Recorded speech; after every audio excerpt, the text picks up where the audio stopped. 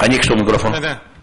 Αν μου επιτρέπετε, κύριε Πρόεδρε, υπάρχουν δύο λόγοι για αυτόν το συγκεκριμένο. Ο πρώτος λόγος είναι το ότι δεν υπάρχει καμία αμφιβολία ότι θα τηρήσει τους όρους της επιστροφής μετά την άδεια και δεν θα έχουμε περιπτώσεις, γιατί αυτοί οι οποίοι δεν τους επιτρέπεται να πάρουν άδεια, συνήθως δεν τους επιτρέπεται λόγω του ότι υπάρχει από τον νομοθέτη η άποψη ότι δεν θα επιστρέψει. Γι' αυτό δεν τους επιτρέπεται. Ως επιτοπλίστων.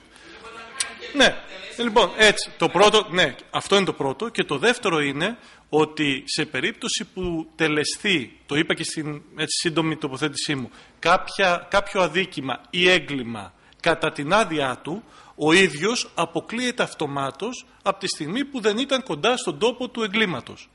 Επομένως, ο ίδιος δεν ταλαιπωρείται με μια διαδικασία να αποδείξει την αθωότητα, τη μη ενοχή του, δηλαδή να μπει σε αυτή την ψυχοφθόρα διαδικασία για έναν άνθρωπο, και απ' την άλλη μεριά το κράτος εξοικονομεί χρήματα και πόρους ανθρώπινους, αφού δεν τον αποκλεί αυτομάτως από τους ενόχους της συγκεκριμένης εγκληματικής ενέργειας. Αυτοί οι δύο είναι οι τρόποι, είναι οι λόγοι οι οποίοι υπάρχουν διεθνώς.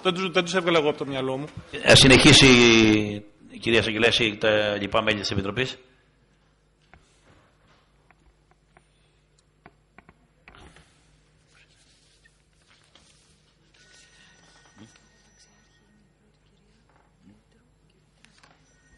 Ναι. Κυρία Μήτρου, θα έχετε κάτι σε κάποιες απαντήσεις, κύριε Σφιτράκη? Απλώς για να γίνει σαφές και ενδεχομένως